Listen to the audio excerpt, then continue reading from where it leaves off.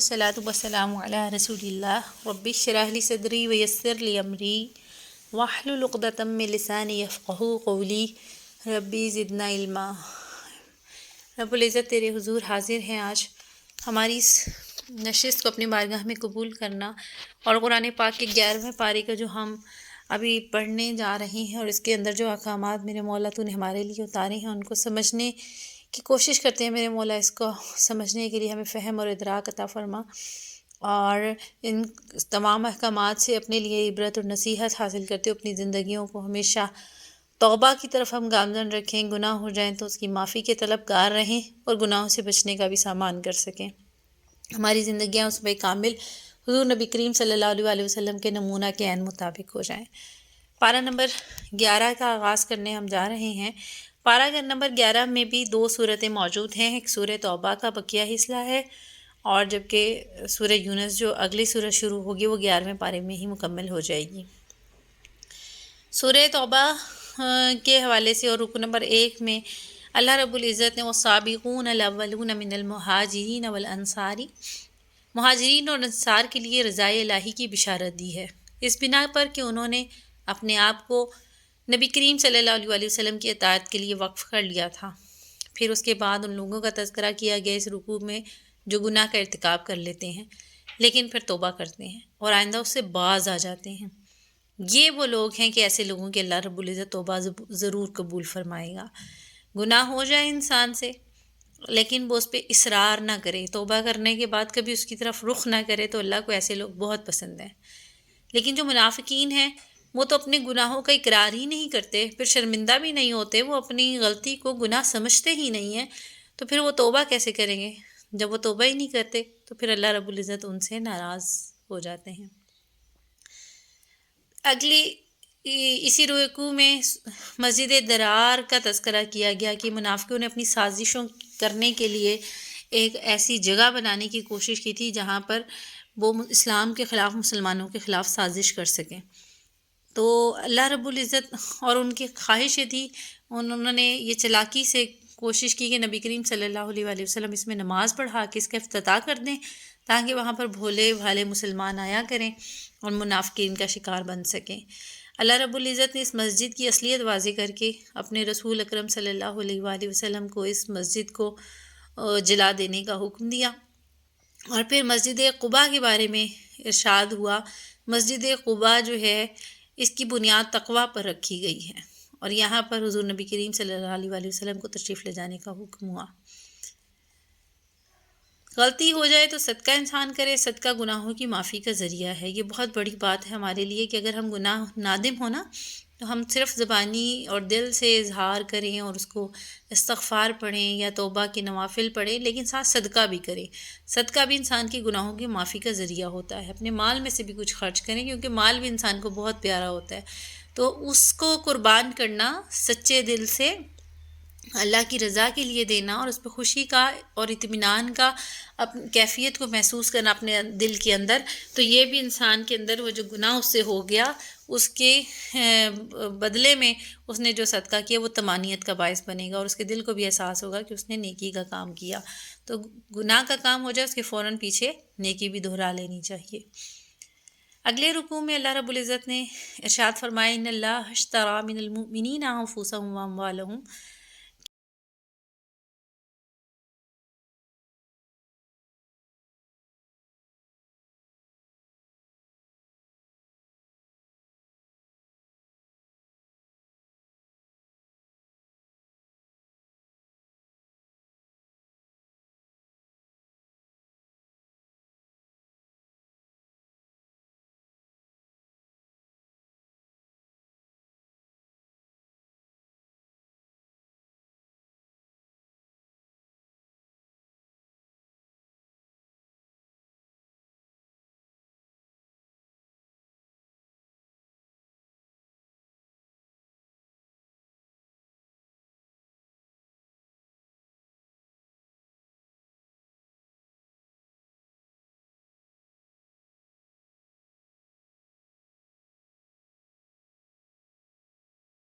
جگہوں میں ان مسلمانوں کو نہایت عظیم انعامات کی خوشخبری دی گئی جو اپنی جانوں اور مالوں کو اللہ کے لیے وقف کر لیتے ہیں۔ اس طرح انہوں نے فانی دنیا کی فانی زندگی اور فانی مال و دولت کے عوض ہمیشہ باقی رہنے والی جنت خرید لی۔ یہ وعدہ الہی تورات میں اور انجیل میں بھی تھا۔ ایسے ہی مسلمانوں کی شناخت یہ بتائی گئی کہ وہ اپنے گناہوں پہ شرمندہ ہوتے ہیں تو توبہ کرتے ہیں، عبادت میں لگے رہتے ہیں، اللہ کی حمد و تسبیح میں مشغول رہتے ہیں، اور پھر دوسرا نیک کام امر بالمعروف اور نہی عن المنکر کرتے رہتے ہیں، شریعت کی حدود سے آگے نہیں بڑھتے۔ یہ خصوصیات ہیں، یہ مومنین کی صفات ہیں، اس کا ذکر فرمایا گیا۔ مہاجری انسان کا تذکرہ کیا گیا جنہوں نے نہایت نازک وقتوں میں اسلام کی خدمتیں کی، ان کے لیے اللہ کی رحمت جو ہے اس کا اعلان کیا گیا کہ ان پر برس رہی ہیں۔ اور آخر میں اس رکوع میں 3 مخلص مسلمانوں کا تذکرہ کیا جو غزوہ تبوک میں شریک نہ ہو سکے تھے، جن میں حضرت کعب بن مالک، حضرت ہلال بن امیہ اور حضرت مرارہ بن ربیع رضی اللہ تعالیٰ عنہ تھے۔ ان تینوں سے بھی 50 دن کا بائیکاٹ کیا گیا، پھر ان کی توبہ کی قبولیت کا اعلان وحی کے ذریعے ہوا، یعنی اور ان کا وہاں پہ غزوہ تبوک میں جو شریک نہیں ہوئے تھے، حالانکہ انہیں شریک ہونا چاہیے تھا، بتایا ہے کہ ان کی کاہلی اور غلطی تھی، انہوں نے سچے دل سے توبہ کی تو اللہ نے ان کی توبہ کو قبول فرما لیا، جبکہ باقی افراد جو ہیلے بہانے کرتے تھے اور جان بچانے کی کوشش کرتے رہے، ان کی توبہ کو قبول نہیں کیا گیا، بلکہ ان منافقین کو اس سورہ کے شروع میں ہم نے پڑھا ہے نا، پچھلے پارے میں بھی، کہ ہم نے ان منافقین کو اللہ رب العزت نے بالکل ان کی کھول کے مسلمانوں کے سامنے واضح کر دیا کہ یہ طرح طرح کے عذر اور بہانے لے کر اب آپ کے پاس آئیں گے اور معذرت کریں گے، آپ ان کو درگزر فرما دیں، یعنی یہ دل سے چاہتے ہی نہیں تھے اس میں شامل ہونا۔ لیکن یہ 3 ایسے مخلص صحابہ کرام تھے جن کی خواہش بھی تھی، دل بھی تھا، لیکن کچھ چھوٹی سی غفلت ہو گئی، کاہلی ہو گئی، تو اس وجہ سے یہ اس غزوہ تبوک میں شامل نہ ہو سکے۔ لیکن جب انہوں نے سچے دل سے توبہ کی، 50 دن کا جب ان کا سوشل بائیکاٹ ہوا، انہوں نے اس اذیت کو، تکلیف کو بھی برداشت کیا، تو یہاں پر ان کے لیے خوشخبری سنا دی تھی، ثم تاب علیہم لیتوبوا ان اللہ هو التواب الرحیم۔ پھر اللہ ان کی طرف پلٹا تاکہ وہ سچے دل سے اللہ کی طرف پلٹائیں، بے شک وہ توبہ قبول کرنے والا مہربان ہے۔ اس سورہ مبارکہ کا جو رکوع نمبر 15 ہے، اس میں فرمایا گیا یا ایھا الذین آمنوا اتقوا اللہ وکونوا مع الصادقین، کہ پہلے تو مسلمانوں کو تقوی اور صداقت شعاری کی تعلیم دی گئی، پھر جہاد پر ابھارتے ہوئے فرمایا گیا کہ وہ اللہ کی راہ بھوک پیاس برداشت کرنا بجائے خود ایک نیکی ہے، اور جہاد کے لیے تھوڑا بہت جو کچھ خرچ کیا جائے یہ اس سے بھی بڑی نیکی ہے۔ آخر میں بتایا گیا کہ دین کو پھیلانے اور شریعت کا علم حاصل کرنے اور دوسروں کو وہ علم سکھانے کے لیے ضروری ہے کہ ایک جماعت اپنے آپ کو دینی علوم کو سیکھنے سکھانے کے لیے وقف کر دیا کرے۔ اب یہ کتنی خوبصورت بات، اور ہمیں سوچنا چاہیے کہ اللہ رب العزت نے دین کو سیکھنا، یعنی ہمارا جو دین ہے، دین اسلام کو سیکھنے کے لیے چند لوگوں کو کہا کہ وہ اپنی دنیا کی زندگی سے تھوڑا سا سائڈ پر ہٹ کر اپنے آپ کو وقف کر دیں دین سیکھنے کے لیے اور پھر سکھانے کے لیے۔ یہ سلسلہ چونکہ امت محمدیہ نے ہی قیامت تک آگے لے کر چلنا ہے، یہ تسلسل تبھی جاری رہے گا جب خود کو لوگ سیپریٹ کر کے دین کے لیے اپنے آپ کو وقف کر لیں گے، اور پھر وہ بہترین انداز میں دین سیکھ سکیں گے اور دوسروں کو سکھا سکیں گے۔ آیت نمبر 122 میں دین کا علم حاصل کرنے کی تلقین کی گئی، اور پھر نبی کریم صلی اللہ علیہ وسلم کا بھی ارشاد ہمارے سامنے ہے۔ آپ نے فرمایا اللہ تعالیٰ جس سے بھلائی کا ارادہ فرماتا ہے اسے دین کا فہم عطا فرما دیتا ہے۔ تو دین کا علم حاصل کرنا بہت بڑی نعمت ہے، اور اس نعمت کے حصول کے لیے ہر انسان کو چاہیے کہ وہ کوشش کرے، لیکن چند لوگ وہ ہوں جو خالصتاً دینی علوم پر دسترس حاصل کرنے کی کوشش کریں اور پھر اسے لوگوں تک پہنچائیں۔ رکوع نمبر 16 میں اللہ رب العزت نے ارشاد فرمایا یا ایھا الذین آمنوا قاتلوا الذین یلونکم من الکفار۔ اب اس رکوع میں جہاد کا تذکرہ کیا گیا، اسلام کو سر بلند کرنے کے لیے تن من دھن کی بازی لگا دینے کی ترغیب دی گئی ہے، اور اس عمل کے بلند درجات بتائے گئے، اور پھر منافقین کے کچھ حالات بتائے گئے۔ آخر میں نبی کریم صلی اللہ علیہ وسلم کی رحمت للعالمین اور خصوصاً اس قلبی تڑپ کو بیان کیا گیا جو امت کی خیر خواہی کے لیے اللہ تعالیٰ نے آپ کو عطا فرمائی۔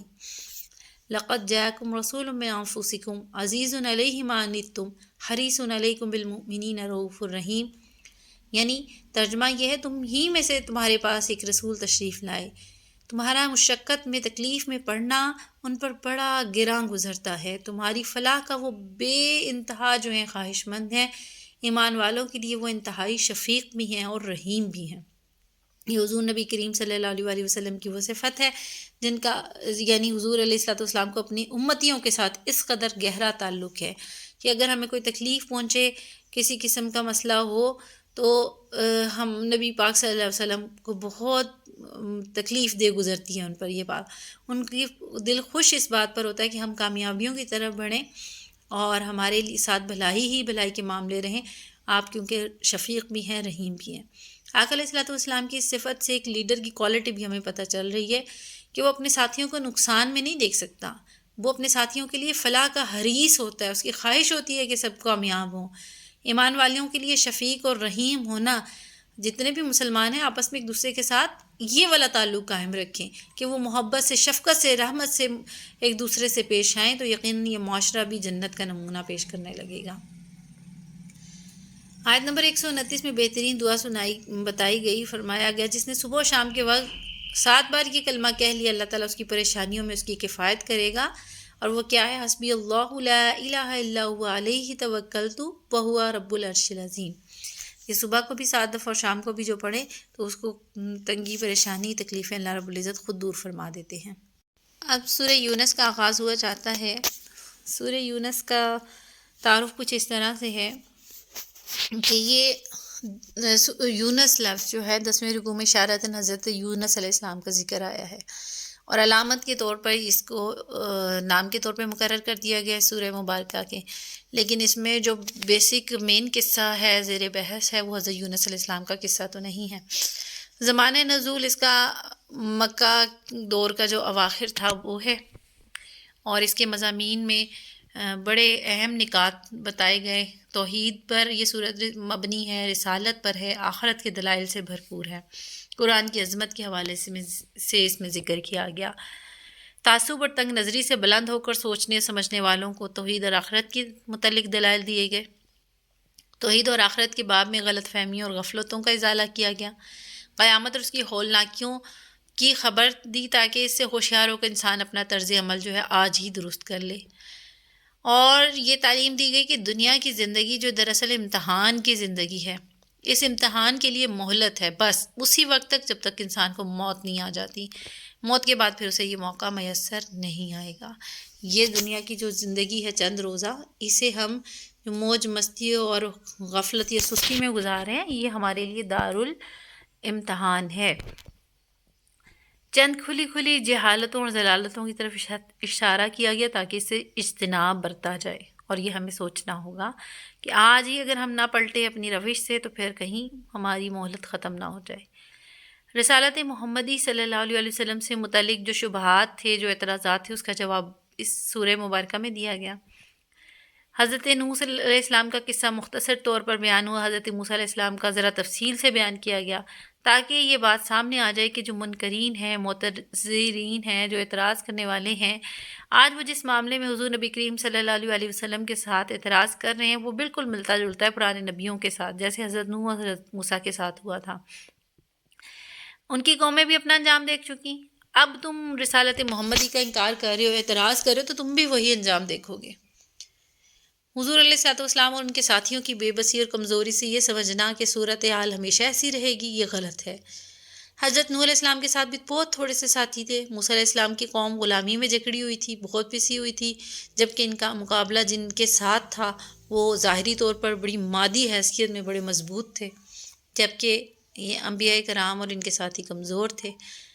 تو اس کے باوجود جس الہی طاقت نے ان انبیاء اور ان کے ساتھیوں کی مدد کی اور آخرکار انہی انبیاء کو اور ان کے ساتھیوں کو کامیابی نصیب ہوئی، وہی الہی طاقت محمد صلی اللہ علیہ وسلم اور ان کے ساتھیوں کی پشت پر ہے. غرض اس صورت میں حضرت نوح اور حضرت موسیٰ کے جو قصے بیان ہوئے ہیں وہ اسی نقطہ نظر پر ہوئے ہیں جس کا ابھی ذکر کیا گیا ہے.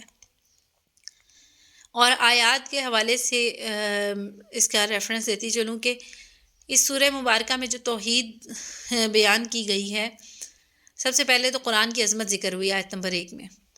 الف لام را تلک آیات الکتاب الحکیم، کہ یہ کتاب آیات جو ہیں کتاب حکیم کی ہیں، بڑی دانائی والی کتاب کی یہ آیات ہیں.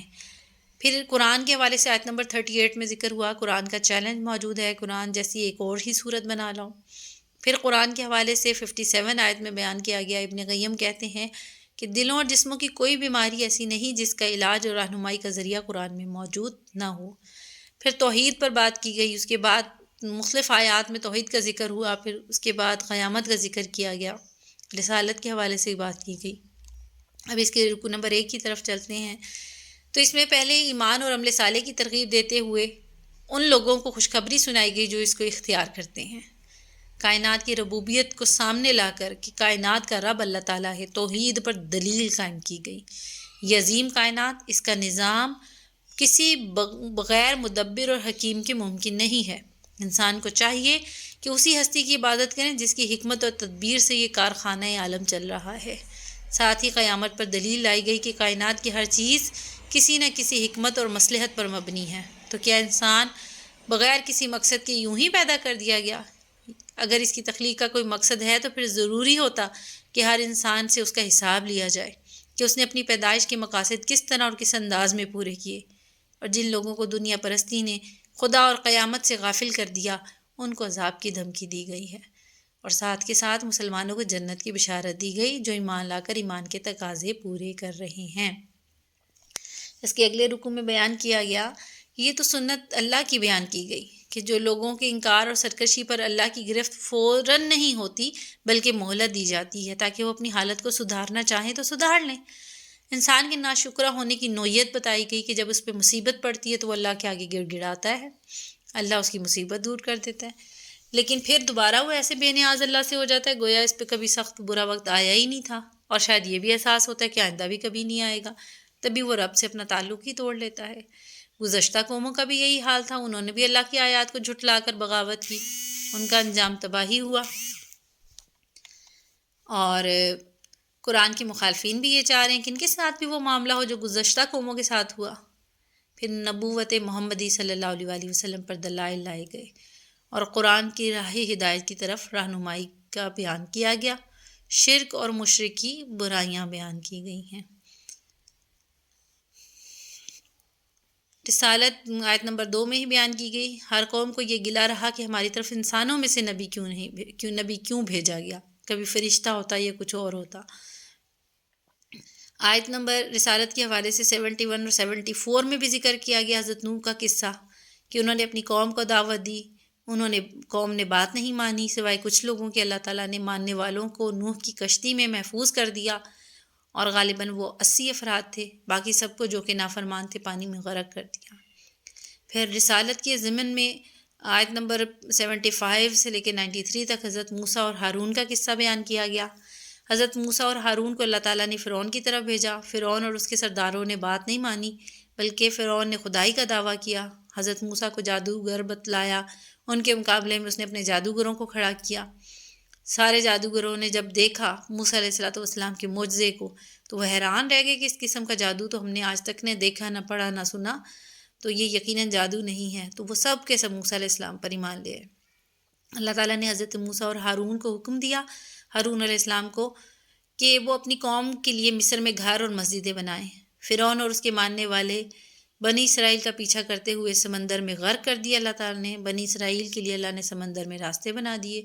بڑا کھلا یہاں پر رسالت کو منانے اور توحید کے دلائل پیش کیے گئے۔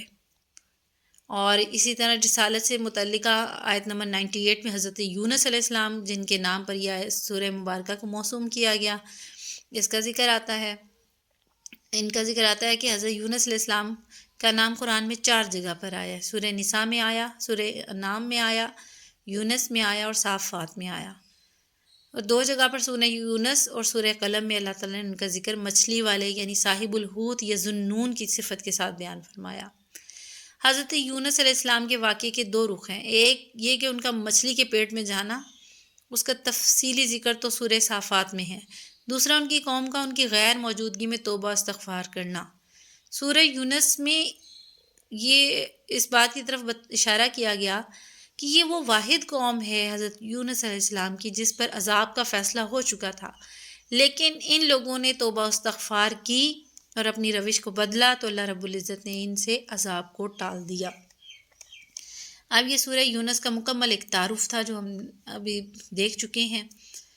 اللہ رب العزت اس سورہ مبارکہ کے رکو نمبر 9 میں ارشاد فرماتے ہیں قل من یرزقکم من السماء والارض، کہ کون تمہیں رزق دیتا ہے آسمان سے اور زمین سے۔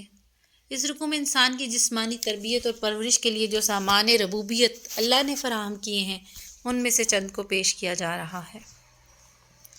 اگر مشرکین سے پوچھا جائے کہ یہ سارے سامان کس نے پیدا کیے تو بھی وہ یہ کہیں گے کہ خدا نے، تو پھر وہی خدا اس کا مستحق ہے کہ اس کی عبادت کی جائے۔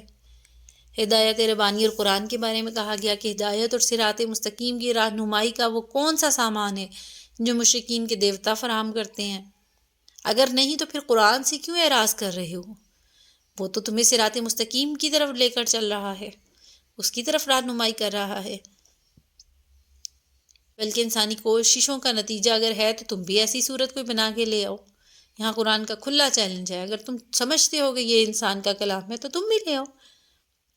رکو نمبر 5 اس سورہ مبارکہ میں ارشاد فرمایا گیا کہ وہ لوگ جو ہٹ درم ہیں اور انہوں نے راہ ہدایت دیکھ لینے کے بعد بھی مضبوط سے مضبوط دلیلوں کے سامنے آ جانے کے باوجود بھی ایمان نہیں لائے، حق کو تسلیم وہ لوگ نہیں کرتے، ایسے لوگ حشر کے دن یہ خیال کریں گے کہ دنیا میں 1 آدھ گھنٹے رہے ہوں گے۔ ایسے لوگوں کے لیے تو صرف نقصان ہے۔ پھر بتایا گیا عروج و زوال کا قانون بھی قدرت کا قانون ہے۔ جس طرح دوسری چیزوں کے لیے مقررہ ضابطے ہیں، اس لیے جو قوم وہ سرگرمیاں جاری رکھے گی تو ان کو زوال کا منہ دیکھنا پڑے گا، اور وہ قوم جو اپنی تباہی اور بربادی سے بچنا خود کو چاہتی ہے تو وہ اللہ کے رستے پر آ جائے۔ اور آج ہماری قوم کا بھی بہت برا حال ہے۔ آج ہم لوگ بھی اجتماعی طور پہ بھی انفرادی طور پر بھی بہت زیادہ پستی کی طرف جا رہے ہیں۔ دین سے دوری ہے، دین کے علم سے دوری ہے۔ ہم گناہ کر کے بھی خود کو بڑا فخریہ انداز میں پیش کرتے ہیں، ہمیں معلوم نہیں یہی ہمارے گناہ جو ہیں چھوٹے چھوٹے۔ ہم نے کسی کو یہ بات کہہ دی، میں بڑی بلنٹ ہوں، میں نے یہ کہہ دیا، میں بڑی بولڈ ہوں، میں نے ایسا فیشن کیا، ایسی ڈریسنگ کی، میں نے یہ کیا، اتنے لوگوں کو میں نے جا کے یہ سنا دیا۔ مکس گیدرنگز میں ہم ایزی فیل کرتے ہیں، کوئی ٹینشن نہیں ہے، جو بھی اس طرح کی چیزیں ہیں، یہ سب وہ چیزیں ہیں جو دین سے دوری کی وجہ سے پیدا ہوتی ہیں۔ اس کا علم نہ ہونے کی بنیاد پر ہمیں معلوم نہیں کتنے بڑے بڑے گناہ ہیں، لیکن چونکہ ہمارا دین سے علم سے تعلق کوئی نہیں ہے تو اس لیے جب ہمیں معلوم ہی نہیں ہے تو پھر ہم ظاہر ہے اس کا خوف کیوں محسوس کریں گے کہ ہم نے اللہ کو کس قدر ناراض کر دیا۔ اس لیے ہمارے لیے ضروری ہے کہ دینی علوم کی طرف، دین کو سمجھنے کے لیے آگے بڑھیں اور اس کو اپنائیں۔ دین کیوں ہمارے اپنے گھر میں بے گھر ہوا ہے؟ یہ تو ملک پاکستان بالخصوص نام پر ہی اسلام کے لیا گیا تھا۔ یہاں کے رہنے والوں نے تو ایک بہترین مسلمانوں والی زندگی گزار کے رول ماڈل بننا تھا، اور ہم ہی دین سے دور ہوتے چلے جا رہے ہیں۔ یہ ہمارے لیے بہت زیادہ مقام فکر ہے۔ اگلے رکوع نمبر 6 میں بتایا گیا کہ پہلے تو قیامت اور اس کی ہولناکیوں کا جو ذکر ہوا، اس کا تذکرہ کہ انسان کی بے بسی اور بے کسی کا حال کیا ہوگا جب وہ ساری دنیا کے بدلے میں بھی چاہیں تو دے دیں تو اللہ کے عذاب کو نہیں ٹال سکیں گے، عذاب ان سے آئے گا۔ پھر قرآن کا ذکر کرتے ہوئے بتایا گیا کہ یہ نصیحت کی کتاب ہے، اخلاقی بیماریوں سے شفا دینے والا نسخہ ہے، اگر اس پر عمل کرو گے تو قیامت کے دن عذاب سے محفوظ بھی رہ سکتے ہو۔ اس میں بتائے گئے حلال اور حرام چیزوں کا اگر صحیح علم حاصل کر کے اس پر عمل پیرا ہوں گے تو تم خدا کی ناراضگی سے بھی بچ سکتے ہو۔ اگلے رکوع میں بتایا گیا کہ آسمان اور زمین میں جو کچھ ہے سب اس کو جو کچھ بھی چل رہا ہے اللہ دیکھ رہا ہے، ہر ایک کا عمل اس کے سامنے ہے، کوئی چھوٹی ہو یا بڑی کوئی چیز اس سے پوشیدہ نہیں۔ اولیاء اللہ کی صفات بیان کی گئی، اور کیا کہ انہیں قیامت کے دن بھی کوئی خوف نہیں ہوگا، وہ غمگین نہیں ہوں گے، کیونکہ دنیا میں بھی وہ کسی قسم کا خوف و خطر محسوس نہیں کرتے، حق بات کرتے ہیں، حق بات پر جمے رہتے ہیں، اپنے ایمان اور تقوی و طہارت کے ساتھ جو ان کا شعار ہے، جو ان کی زندگی کا طریقہ ہے، وہ کبھی اس سے پلٹتے نہیں، نہ دنیا کے حرص و ہوس میں پڑتے ہیں، نہ کسی منصب اور کسی قسم کی عزت اور شہرت کی انہیں کوئی خواہش ہوتی ہے۔ تو اس لیے جب انہوں نے دنیا میں ساری چیزوں کا خوف اور غم اپنے دل سے نکال دیا تو قیامت کے دن بھی اللہ تعالیٰ انہیں کسی قسم کے خوف اور غم میں مبتلا نہ کرے گا، بلکہ اللہ پاک ان کا دوست ہے۔ پھر رسول اللہ صلی اللہ علیہ وسلم کو تسلی دی گئی کہ آپ دشمنوں کی سرگرمیوں اور ان کی شرارتوں سے نہ گھبرائیں، اللہ ان کا زور توڑ دے گا۔ شرک اور مشرکین کی مذمت کی گئی، اور ان لوگوں کی بھی تردید ہے کہ جو خدا کے لیے بیٹا ہونے کا عقیدہ رکھتے ہیں۔ رکوع نمبر 8 میں ذکر کیا گیا حضرت نوح علیہ السلام اور ان کی قوم کا کہ جب اللہ کا پیغام ان کے پاس پہنچا لیکن انہوں نے انکار کیا، سرکشی کی، بار بار دعوت دین اور دعوت حق دی گئی لیکن یہ جھٹلاتے رہے، تو ان کا نتیجہ جو ہوا تباہی ہوا، ہلاکت ہوا، بربادی ہوا۔ بعض دوسرے انبیاء کا کرام کا بھی ذکر ہے اور ان کے ساتھ ان کی قوموں کا بھی جو رویہ تھا اس کو بھی ذکر کیا گیا، ان پر بھی ہلاکت نازل ہوئی، عذاب نازل ہوئے، اس رکوع نمبر 8 میں ذکر کیا گیا۔ پھر مثال میں حضرت موسیٰ علیہ السلام، حضرت ہارون علیہ السلام کا ذکر کیا گیا۔ وَيُحِقُّ الْحَقَّ بِكَلِمَاتِهِ وَلَوْ كَرِهَ الْمُجْرِمُونَ، اللہ اپنے حکم سے حق کو حق کر دکھاتا ہے اگر مجرموں کو ناپسند ہی کیوں نہ ہو۔ رکن نمبر 9 میں ذکر کیا گیا حضرت موسیٰ علیہ السلام اور فرعون کا۔ اس وقت کا خاص طور پر ذکر یہ ہے کہ جب فرعون نے غرق ہوتے ہوئے کہا تھا کہ میں موسیٰ اور ہارون کے رب پر ایمان لاتا ہوں، اور اسے جواب ملا تھا کہ اب ہوش آیا، پہلے تو ساری زندگی سرکشی کرتے رہے، انکار کرتے رہے، لیکن اب ہم صرف تیری لاش کو ہی بچائیں گے، تیرے بعد کی نسلوں کے لیے نشان عبرت بن جائے۔ یہ تعلیم دی گئی کہ موت کے وقت کوئی دعا قبول نہیں ہوتی، اور بالخصوص توبہ جو تم کرتے ہو۔ توبہ تو وہ ہے کہ جب آثار موت ابھی واقعہ نہ ہو، اور انسان بے شک مرنے سے 1 منٹ پہلے بھی توبہ کرے اور مخلص توبہ کرے تو وہ ضرور قبول ہوتی ہے۔ لیکن اگر موت کو دیکھ لیا اور اس کے بعد ہم نے کہا مولا ہمارے سارے گناہ کو معاف کر دے اور ہم تجھ پر ایمان لائے اور تیری احکامات کو ہم نے حق جانا اور سچ جانا، تو پھر اس وقت ایسی دعائیں قبول نہیں ہوتی۔ رکو نمبر 10 میں پہلے بنی اسرائیل پر انعامات الہی کا ذکر ہے۔ حق سامنے آ جانے کے باوجود اس کی مخالفت کا جو تو لوگ تذکرہ کر رہے ہیں، قوم یونس کا ذکر کیا گیا کہ جب انہوں نے ذابح الہی کو آتے ہوئے آنکھوں سے دیکھ لیا تو بدحواس ہو گئے، فوراً ایمان لے آئے۔ اللہ نے خاص طور پر ان کے ساتھ یہ رعایت کی کہ ان کا عذاب ٹال دیا، ورنہ موت کے وقت یہ عذاب میں انسان گر جاتا ہے تو اس کے بعد توبہ قبول نہیں ہوتی۔ پھر بتایا گیا کہ یہ استثناء صرف قوم یونس کے ساتھ ہی تھا، اس لیے یہ نہ سمجھنا کہ چاہے کہ اللہ کا عذاب جب ان پر آ پڑے گا تو قوم یونس کی طرح وہ بھی توبہ کر لیں گے، ہم بھی توبہ کر لیں گے، ایمان لے آئیں گے، عذاب سے محفوظ ہو جائیں گے۔ نہیں، ایسا نہیں ہوگا۔ اب بتایا گیا کہ دین میں جبر اور اکراہ نہیں ہے، زبردستی نہیں ہے، اسی لیے کسی کو ایمان لانے پر مجبور نہ کرو، ورنہ خدا اگر چاہتا تو ایک فرد بھی مشرک اور کافر نہ ہوتا، سب مسلمان ہوتے۔ یہ اللہ پاک نے ہر شخص کو صراط مستقیم کا رستہ بھی دکھا دیا اور گمراہی کا رستہ بھی اس کے سامنے، اب اس کی اپنی چوائس پر ہے، وہ جو چاہے اس کو ایکسیپٹ کر لے، اس پہ چلنا شروع کر دے۔ اور رب نے اپنی رضا بھی بتا دی کہ میں کن چیزوں سے راضی ہوتا ہوں اور کون سی چیزیں، اور یقیناً رب کی رضا ہر اس چیز میں جو انسان کی فلاح کا باعث ہے۔ جب انسان اپنے آپ سے بھلائی کا ارادہ نہیں رکھتا تو پھر اللہ رب العزت بھی اس کو اس کے حال پہ چھوڑ دیتا ہے۔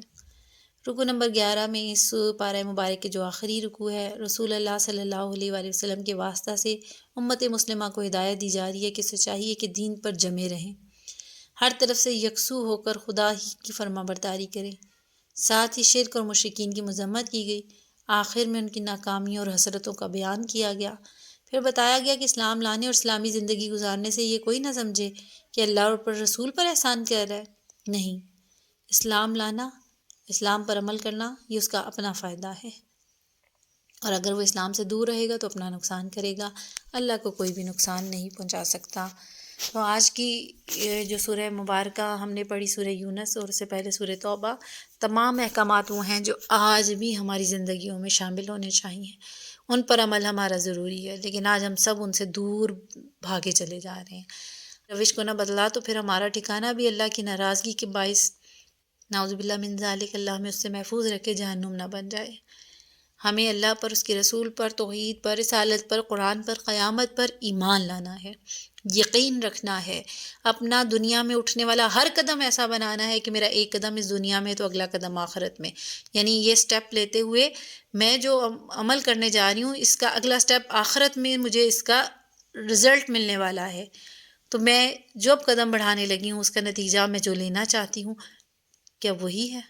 اگر ہم نے اب قدم بڑھانے سے پہلے آخرت پر اپنا احساس کر لیا کہ یہ میرا اٹھنے والا قدم آخرت میں میرے لیے نجات کا باعث بنے گا یا پھر میرے لیے عذاب کا باعث بنے گا، تو یقیناً انسان اپنا اٹھنے والا ہر قدم خود ہی غلط قدم کو روک لے گا۔ اللہ رب العزت ہمیں دین سے سچی محبت عطا فرمائے، قرآن سے محبت عطا فرمائے، قرآن سے اپنی زندگی کو جو ہے نیکی کی طرف لے جانے کا باعث اور ذریعہ بنا دے۔ وما علیہ الا البلاغ۔ والسلام علیکم ورحمۃ اللہ وبرکاتہ۔